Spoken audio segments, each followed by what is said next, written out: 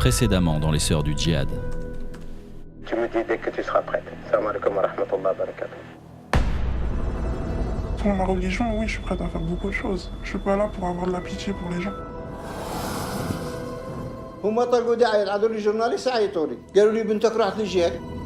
comprenez aussi que ça intéresse évidemment les Français. Ça intéresse les Français. J'ai pas envie d'être impolie, donc je dis au revoir.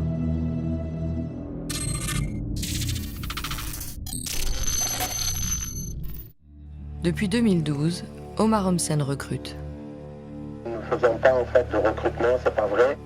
Il se dit affilié à Al-Qaïda. Des dizaines de jeunes garçons et filles l'ont rejoint en Syrie.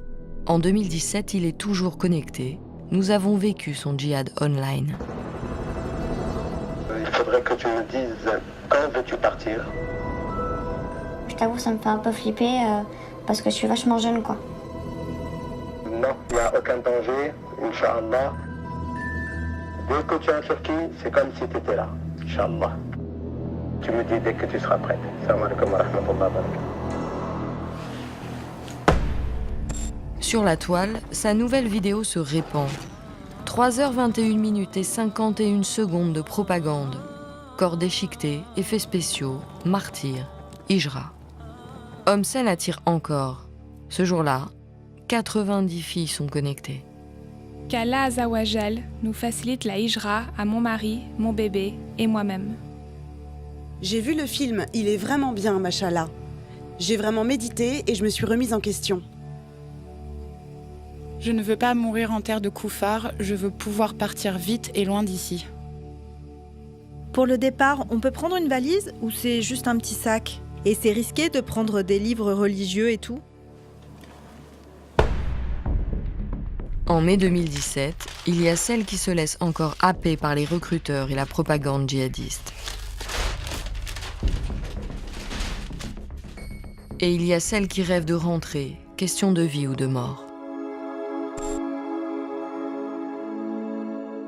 Ma femme est chrétienne, moi je suis athée, et je comprends pas.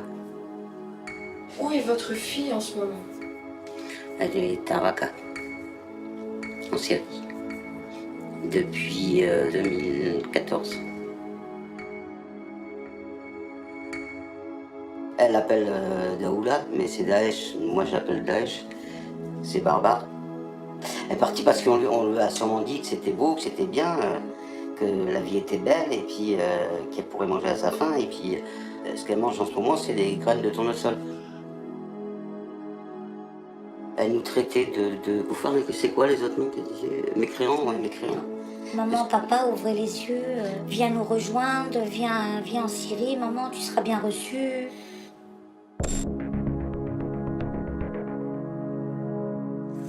Ça me touche énormément. Ouais, je me dis que ma fille aurait pu être à leur place. Et quand il y a un attentat, c'est... Waouh.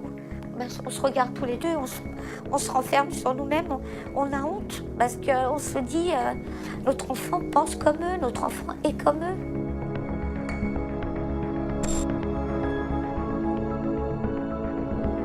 La DGSI nous avait interdit d'envoyer des sommes d'argent là-bas, sous peine d'être, pas emprisonné, mais d'être jugé, quoi. On aurait été considéré comme terroriste ou agissant pour les terroristes. Voilà, la complicité de complicité terroriste.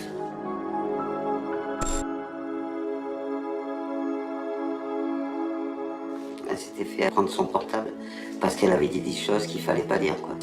Il y a un jour où elle s'est fait agresser carrément par deux soldats et ils l'ont emmenée chez Daesh. Hein, et elle était menacée d'être une espionne en France, alors que non, elle nous donnait des nouvelles d'elle, c'est tout simplement.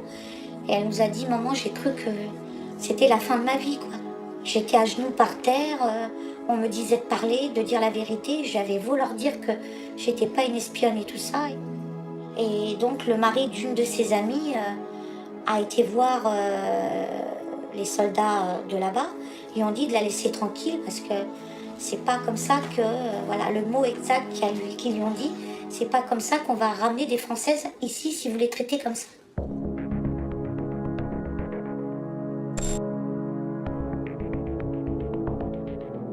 Elle nous a simplement dit Daoula, c'est pas ça. Voilà, elle nous dit moi je veux rentrer, j'en ai marre, Daoula, c'est pas ça, c'est pas ce que je croyais. Si jamais elle part, elle risque la prison, voilà. Ils la mettent en prison. Elle a ça, les coups de fouet. Donc elle m'a parlé de coups de fouet dans les rues. Ils frappent les femmes et puis les gens leur jettent des cailloux. Le jour où elle s'est fait attraper, elle pensait mourir ce jour-là. Elle m'a dit, maman, j'ai pensé à vous. Pour moi, c'était mon dernier jour.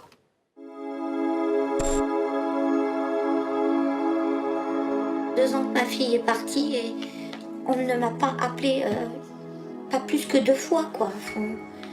C'est-à-dire que s'il meurt là-bas, c'est... Voilà. C'est bien.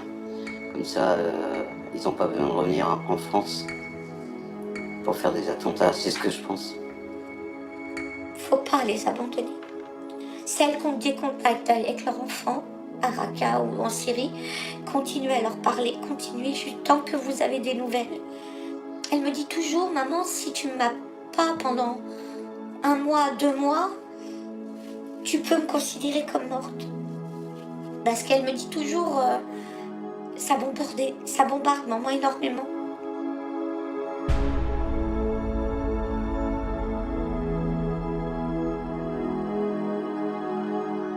Effets spéciaux, martyrs, Hijra. Homsen attire encore. Ce jour-là, 90 filles sont connectées. Qu'Allah Azawajal nous facilite la Hijra à mon mari, mon bébé et moi-même. J'ai vu le film, il est vraiment bien, machallah. J'ai vraiment médité et je me suis remise en question. Je ne veux pas mourir en terre de Koufar, je veux pouvoir partir vite et loin d'ici. Pour le départ, on peut prendre une valise ou c'est juste un petit sac? Et c'est risqué de prendre des livres religieux et tout? En mai 2017, il y a celles qui se laissent encore happer par les recruteurs et la propagande djihadiste. Et il y a celles qui rêvent de rentrer, question de vie ou de mort. Ma femme est chrétienne, moi je suis athée, et je comprends pas. Où est votre fille en ce moment? Elle est à Raqqa, en Syrie, depuis 2014. Elle appelle Daoula, mais c'est Daesh, moi j'appelle Daesh, c'est barbare. Elle est partie parce qu'on lui a sûrement dit que c'était beau, que c'était bien, que la vie était belle et puis qu'elle pourrait manger à sa faim. Et puis ce qu'elle mange en ce moment, c'est des graines de tournesol. Elle nous traitait de koufars, mais c'est quoi les autres noms qu'elle disait? Mécréants, ouais, mécréants. Maman, papa, ouvrez les yeux, viens nous rejoindre, viens en Syrie, maman, tu seras bien reçue.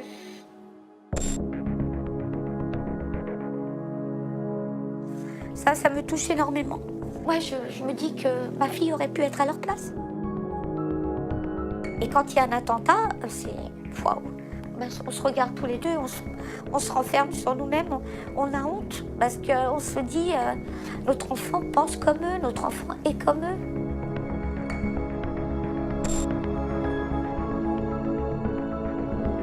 La DGSI nous avait interdit d'envoyer des sommes d'argent là-bas, sous peine d'être, pas emprisonné, mais d'être jugé, quoi. On aurait été considéré comme terroriste ou agissant pour les terroristes. Voilà, la complicité de complicité terroriste.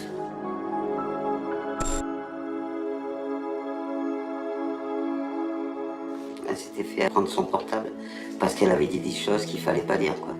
Il y a un jour où elle s'est fait agresser carrément par deux soldats et ils l'ont emmenée chez Daesh. Hein, et elle était menacée d'être une espionne en France, alors que non, elle...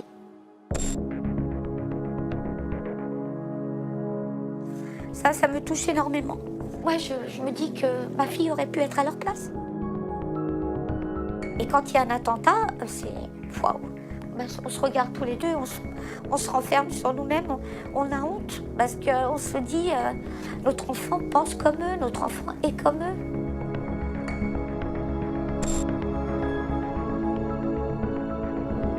La DGSI nous avait interdit d'envoyer des sommes d'argent là-bas, sous peine d'être pas emprisonné, mais d'être jugé, quoi. On aurait été considéré comme terroriste ou agissant pour les terroristes. Voilà, la complicité de Complicité terroriste.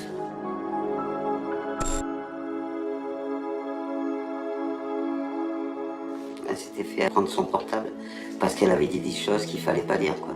Il y a un jour où elle s'est fait agresser carrément par deux soldats et ils l'ont emmenée chez Daesh. Hein, et elle était menacée d'être une espionne en France, alors que non, elle nous donnait des nouvelles d'elle, c'est tout simplement. Et elle nous a dit, maman, j'ai cru que c'était la fin de ma vie, quoi. J'étais à genoux par terre, on me disait de parler, de dire la vérité. J'avais beau leur dire que j'étais pas une espionne et tout ça.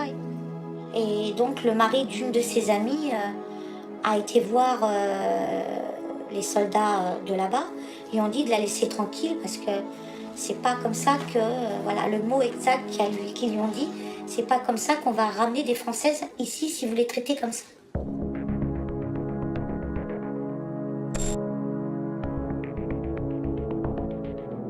Elle nous a simplement dit, Daoula, c'est pas ça. Voilà, elle nous dit, moi je veux rentrer, j'en ai marre, Daoula, c'est pas ça, c'est pas ce que je croyais. Si jamais elle part, elle risque la prison, voilà. Ils la mettent en prison. Elle a ça, les coups de fouet. Donc elle m'a parlé de coups de fouet dans les rues. Ils frappent les femmes et puis les gens leur jettent des cailloux. Le jour où elle s'est fait attraper, elle pensait mourir ce jour-là. Elle m'a dit, maman, j'ai pensé à vous. Pour moi, c'était mon dernier jour.